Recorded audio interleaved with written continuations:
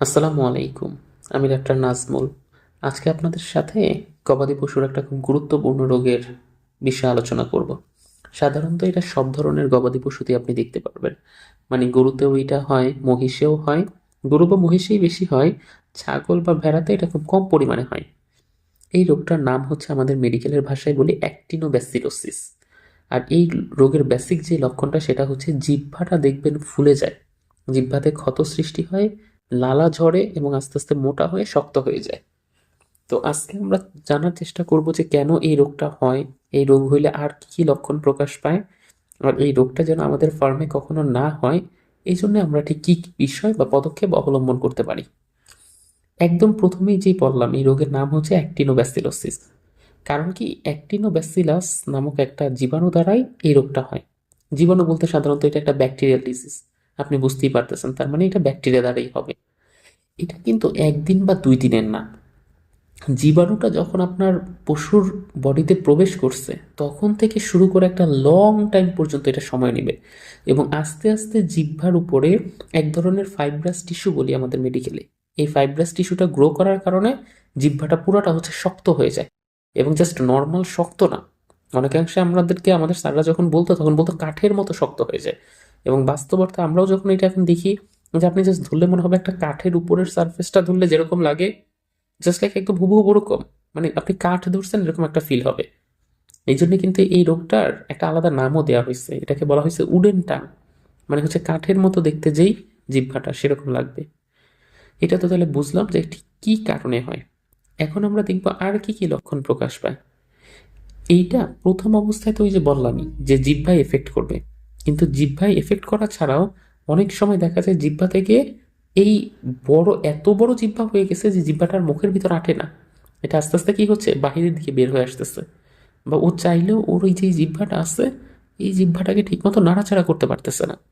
এবং এই জিহ্বার পাশ দিয়ে মানে ওর কন্ট্রোলে নাই, অত্যাধিক পরিমাণে লালা ঝরতেছে। বুঝতে পারছেন কথাটা? যে প্রথম অবস্থায় জিহ্বা ফুলে উঠবে, জিহ্বার উপর ক্ষতর সৃষ্টি হইতে পারে, লালা ঝরবে এবং মোটা শক্ত হয়ে যাবে। জিহ্বাটা তখন ভিতরে রাখা যাবে না, এটা বাহিরে বের হয়ে আসবে। আর ওই লালা ফ্রিকুয়েন্টলি ঝরতে থাকবে আর কি। তারপরে হচ্ছে আস্তে আস্তে আপনি দেখবেন ওর বডির ওই পায়ের যেই গিরাগুলো আছে, জয়েন্টগুলো, ওই জয়েন্টগুলো আস্তে আস্তে ফুলে যেতে থাকবে। ত্বকের উপরে একটা ক্ষতের সৃষ্টি হবে, এবং ওই ক্ষতটা মানে ফোড়া বলতে পারেন, ওয়ান কাইন্ড অফ এলএসডি না এটা। ওই ফোড়াটা আস্তে আস্তে কি হবে, ফেটে যাবে, ফেটে গিয়ে ভেতর থেকে হলুদ রঙের পুষগুলা বের হয়ে আসবে। এটা হচ্ছে খুব কমন একটা টার্ম। আর জিহ্বায় যেহেতু এই সমস্যাটা হচ্ছে, ও যেহেতু জিহ্বায় সেরকম নাড়াচাড়া করতে পারতেছে না, তার মানে খাবার গ্রহণে অসুবিধা হবে, এবং আস্তে আস্তে পশুটা শুকিয়ে যেতে থাকবে। ওগুলো তো কমন ফেনোমেনা। আর যেহেতু ব্যাকটেরিয়াল ডিজিজ, শরীরের কিছুটা তাপমাত্রা থাকবে, তবে তাপমাত্রা দিয়ে আমি এটা খুব বেশি আইডেন্টিফাই করি না, এটা নর্মালি ভাবে হয় না। এটা তো বেসিক সাইন্স সিমটমই আছে, সেটা দিয়ে তো এটা আইডেন্টিফাই করা যাচ্ছে। জিহ্বা আপনি জাস্ট একদম ধরলেই বুঝবেন। আপনি যদি আপনার পশুতে এটা হয়ে থাকে, আপনি তাকাইলেই বুঝতে পারবেন যে এটা হচ্ছে আসলে অ্যাক্টিনোব্যাসিলোসিসের ওই সমস্যাটা। এখন আমরা আরেকটা জিনিস তাহলে শিখার চেষ্টা করলাম যে লক্ষণগুলো কি কি প্রকাশ পাবে। তাহলে এবার আমরা জানবো যে আমাদের ফার্মে যেন এটা কখনো না হয়, ঠিক প্রতিকারমূলক ব্যবস্থাগুলো কি কি হইতে পারে। যেহেতু মুখে হচ্ছে, আপনি বুঝতেই পারতেছেন, তার মানে হচ্ছে খাবার বা পানির মাধ্যমে হচ্ছে এই রোগের জীবাণুটা মুখে প্রবেশ করতেছে। এই জন্য আপনি একটা বেসিক কাজই করবেন, সেটা হচ্ছে আপনার যে খাবার বা পানি এইটা দেওয়ার যে পাত্রটা আছে ওই পাত্রটাকে প্রতিদিন জীবাণুমুক্ত করবেন। যদি ওই পাত্রটাকে সবসময় জীবাণুমুক্ত করে রাখতে পারেন তাহলে আর উডেন টাঙের ডিজিজটা সেরকমভাবে ফর্ম হয় না।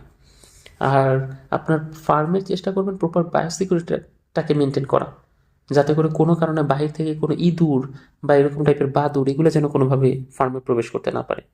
ইঁদুর বা বাদুড় এই জাতীয় জিনিসগুলো প্রবেশ করলে তখন দেখা যায় যে ফার্মে এই ধরনের সমস্যাগুলো লেগেই থাকে কম বেশি। আর ওই যে একটা কমন কথা সবসময় বলি যে আক্রান্ত পশুটাকে সুস্থ পশু থেকে কি করে ফেলবেন, আলাদা করে ফেলবেন, যাতে করে ওরও এই সমস্যাটা তৈরি না হতে পারে।